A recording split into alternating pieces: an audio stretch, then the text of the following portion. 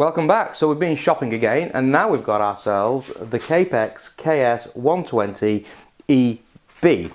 This is our compound miter saw and we're going to build up a station for this.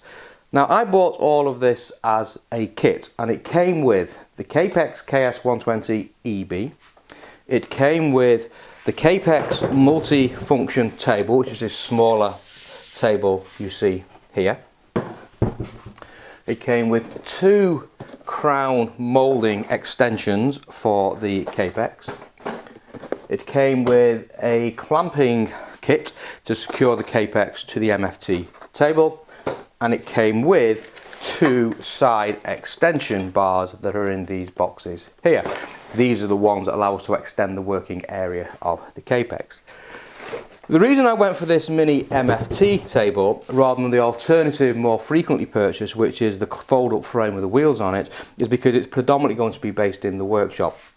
You'll see that this MFT, the Kapex MFT, is lower than the MFT3, and that's to allow for the working height of the Kapex here. When this is fitted to this, the working height is 900mm, which brings it to the same level as this MFT.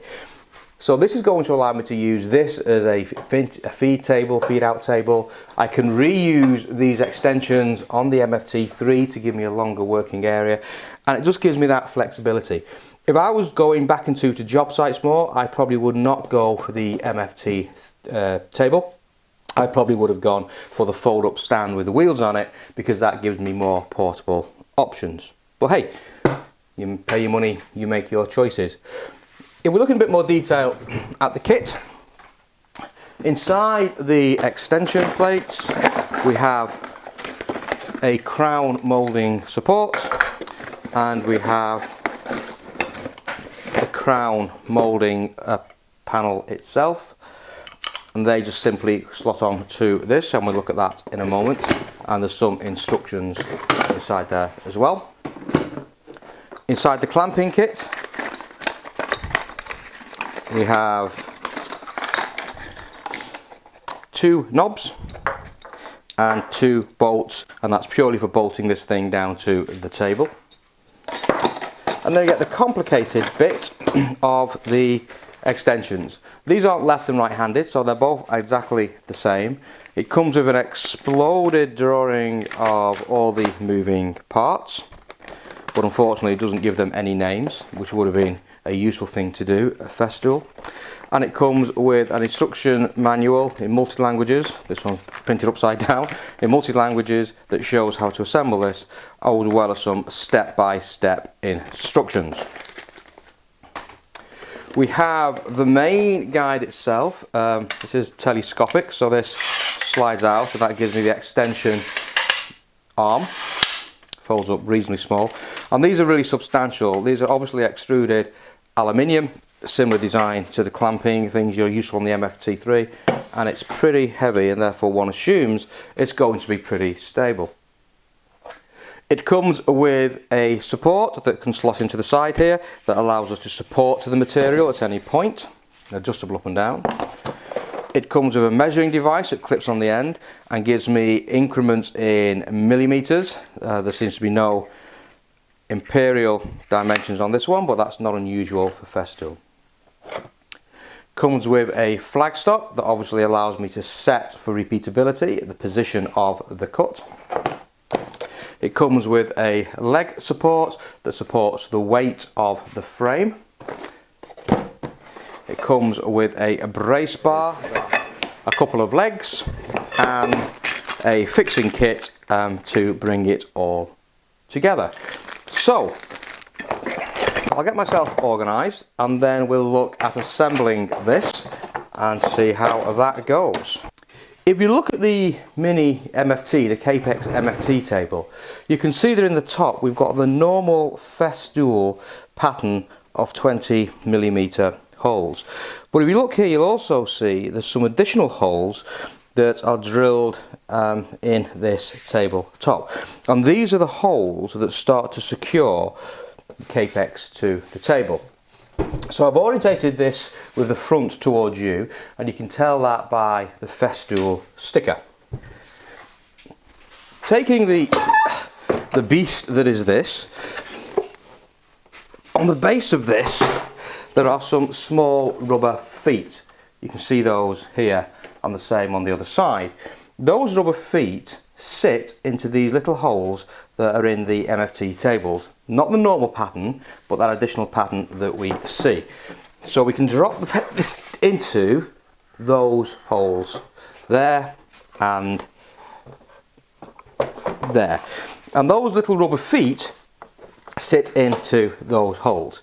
And that's what's given us this now to 900mm height, and that's Festool style designed perfectly, so that is now coplanar and level with this.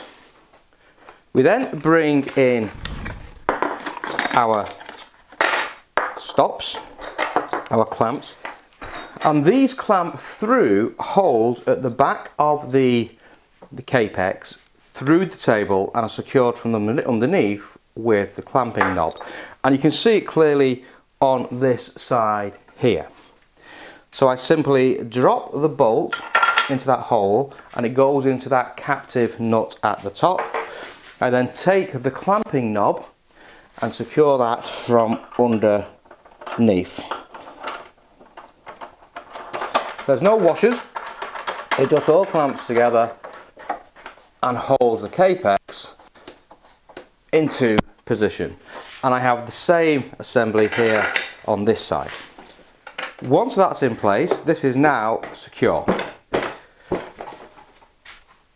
As always, there's a small adjustment on the MFT table that you can make sure that sits nice and smoothly on the surface. Next step is to unwrap and unpack this device. Now there's a neat little cable tidy at the end, at the back of this. I'm just going to put the cable on there just so it keeps it out of the way for the time being while we're setting this all up.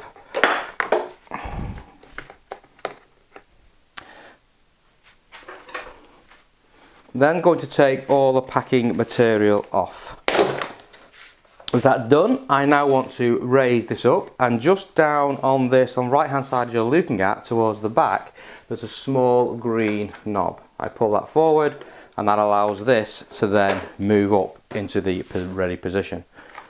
Take more packing material off, and now I can unclamp this at the back, and that allows this to then rotate to the 0 degree position. Lock this into 0.45, and then there's an indent there that then allows that to rest at 0 degrees. And that means that the blade is now at 90 degrees to this area here. I can then lift this up and I can set this to 0, and that is now pretty much ready to go. There's a small plastic stop here that just simply clips off, and then we have it unpacked. It does come with a clamp at the side. There's a green lever here. Simply lift that lever up to unlock. This then slides up out of the way, and then this can rotate round and you can remove that. And this does actually have a square cam that interlocks down to a small protrusion inside this hole, same on the other side. So you put it in at the back, and then you can rotate it through 180 degrees, and then this will slide up and down to secure your work. Okay, just going to move that out of the way. Now that this is ready to go, and that's actually all the unpacking you need on one of these. This is now on a secure surface, and it would go ahead and we could use this now to start to make cuts. But I want to look at the extension arms and how we set those up, because I'm sensing that might be a little bit fiddly. So these are the crown mouldings. You can see again that an aluminium plate. They have the ribs on the back to make sure it's strong. A securing knob that just simply tightens up this sprung clamp at the front, and that simply locates onto this V section of the Kapex using that black V section like so. Line up the slope so it's parallel, and then that just simply locks into place.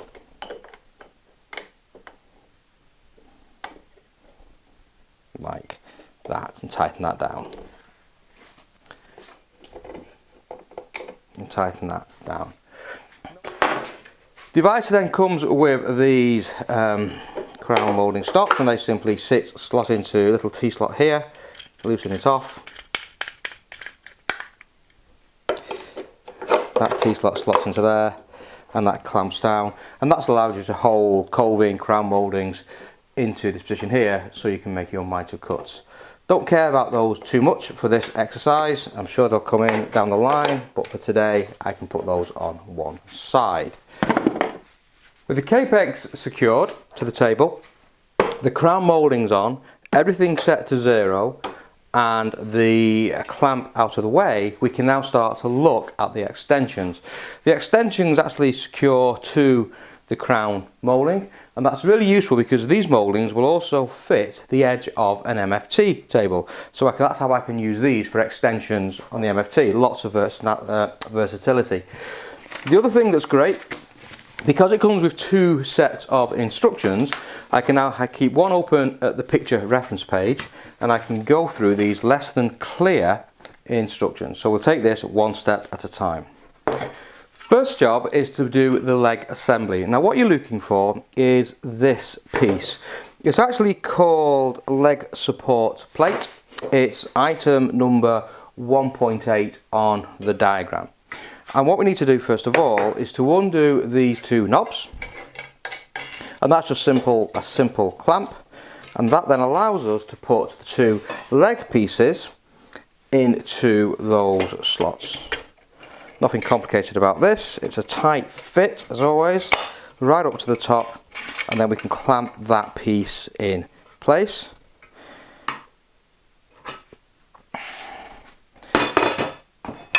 The second leg, again, loosen the knob, insert our leg,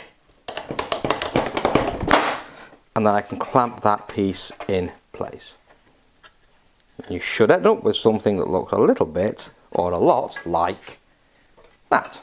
It does say that you need to adjust this to make sure that it's the same height as this crown moulding or this top here, and I'm not sure if you can see that, but that is a little bit low.